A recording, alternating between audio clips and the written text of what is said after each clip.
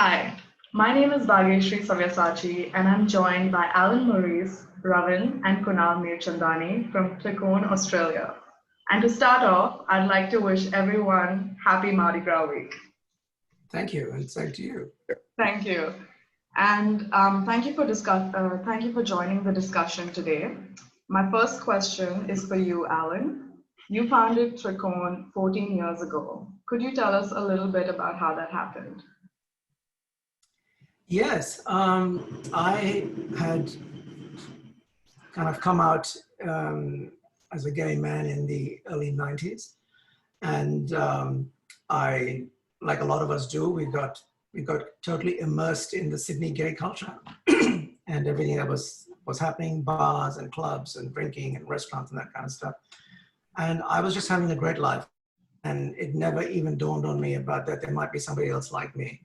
And it wasn't till we got closer to 2009 that I, occasionally would see, one Indian hiding in some corner of a bar or something, looking really lost and lonely. And so I would walk up and talk to them.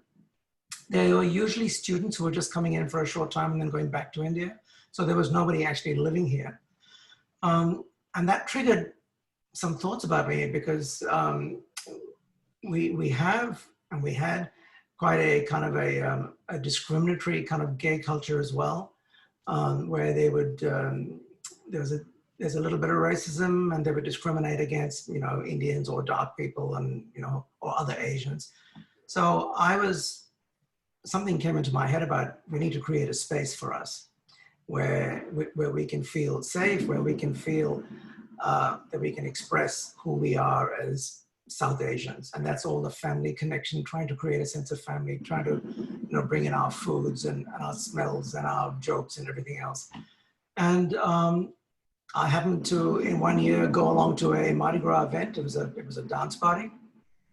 And of all people, I ran into my first Gujarati lesbian.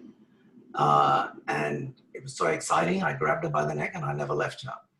I then forced her to get on to this idea of mine, and then we took it from there. We advertised it in our local paper, and just how the universe works, things fell into place. It was someone called Rupali, and she's still around. So we started a group, and then we started off dance parties, and then this gentleman in the beard helped us take it to new and better and bigger places. Oh, amazing. All right. Well, my second question is aiming to give new immigrants or people in Australia who might not know much about Mardi Gras a short introduction about it.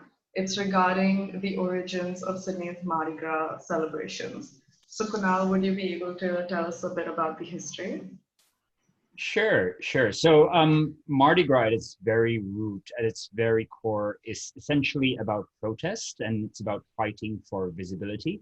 So ever since its inception, and correct me if I get anything wrong here, Alan, but essentially with the 1978 riots that happened in Sydney, where some police officers came into a bar here in Sydney where, gay and lesbian people or queer people were just being themselves, having a good time. They were disrupted. Some of them were beaten up, sent into prisons. And so that sparked a citywide protest, fighting against that sort of brutality. And, we still see hints of that kind of protest even until today. But it's amazing how there's these social justice causes have a way of continuing to show up, and people become very passionate and riled up against that kind of injustice. So Mardi Gras here in Sydney is essentially an extension of that. So when people of queer orientation, sexual orientation, when they knew that their brothers and sisters were being treated very unfairly, that sparked a protest.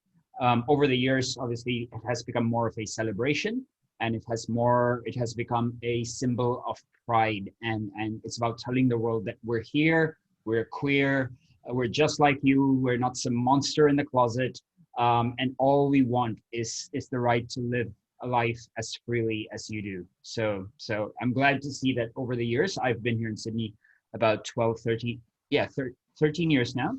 And over the years, even though it's not a huge period of time, I've seen acceptance and not just tolerance, but love for the queer community grow quite a lot. Right. Fabulous. Well, moving on, I do know that celebrating Mardi Gras and the parade itself can mean so many things to members of the community.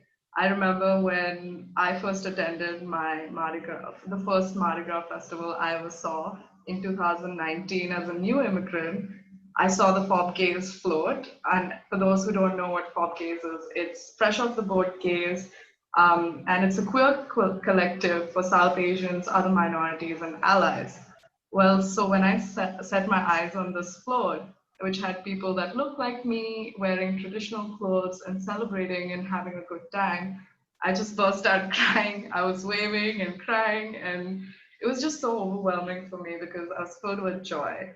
So I wanted to ask what this iconic celebration means to three of you. So Alan, would you mind going first? Yeah, so to me, there's nothing more powerful than deciding to be part of this parade, to be included in the parade and getting a group of like-minded people. But you get most kind of reward from looking into the crowds, and you will see, you know, other South Asians in different expressions, from absolutely terrified to absolutely excited, and yet not quite ready to jump out and be part of what we do. Pride is a big thing. Self-confidence is a big thing. Till we started off, there was only a Southeast Asian, which is like Chinese and the Far East. They would have a float, but there was very little other diversity in the parade. And so when Trikone decided we wanted to be a part of the thing, we made a huge difference.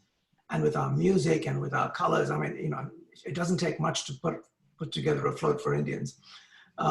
It made a huge difference, and people loved the sound of our music and drums. And then for us as a group of people, it really connected each one of us so well that we even forgot our routine, but we just had a good time.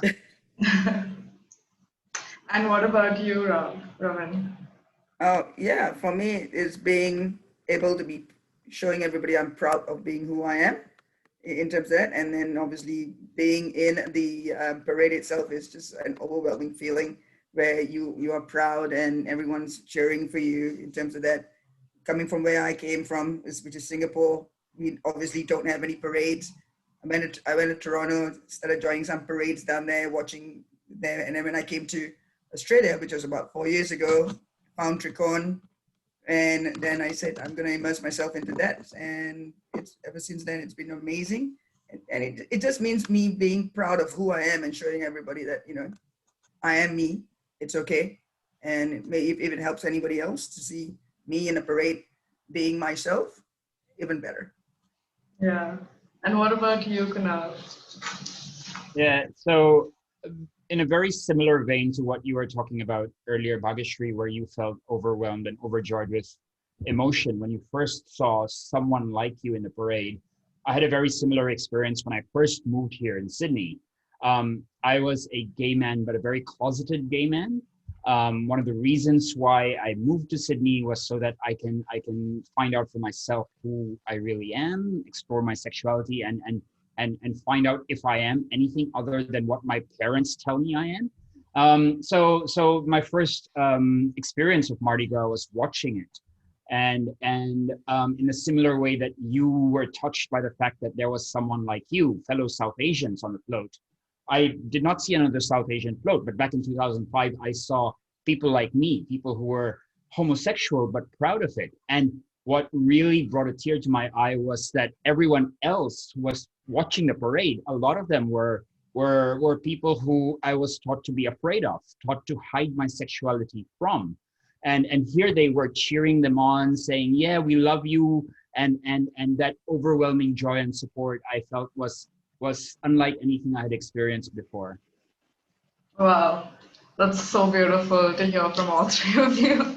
Thank you so much for sharing that with us. And I just Can I wanted just to add, ask. can I just add something else? Yes, of course. I just wanted to say that one of the things we didn't appreciate at the time is that this parade is obviously televised all over the place and the world comes to watch it. And so we didn't really estimate what impact it would have to watch this, this group of people, Trikone, South Asians, marching in a parade, really proud. And it gave a lot of people hope, and they would contact us, through different ways and email, and then some people would come out of the closet as a result of this. Oh, wow. So it was really good. That sounds incredible. Well, that's kind of what happened with me and that pop case float. I looked them up immediately and started going to all the events. And yeah, Mardi Gras is definitely the place for everyone in the community to meet and celebrate and find more people like them.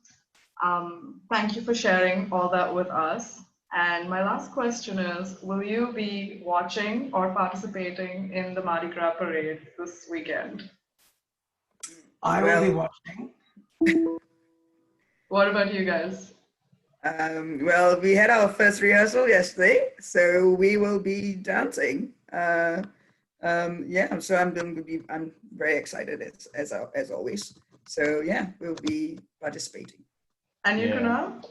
So Rav and I are part of the organizing committee for the parade. So we both will be marching. We'll be up there with 38 other marchers this coming Saturday, showing off our colors loud and proud. So make sure you tune in. I will be there with bells on. Thank you so much for your time today. It was wonderful and it was a pleasure to speak to all of you. Thank you. Thank you. Thank you very much.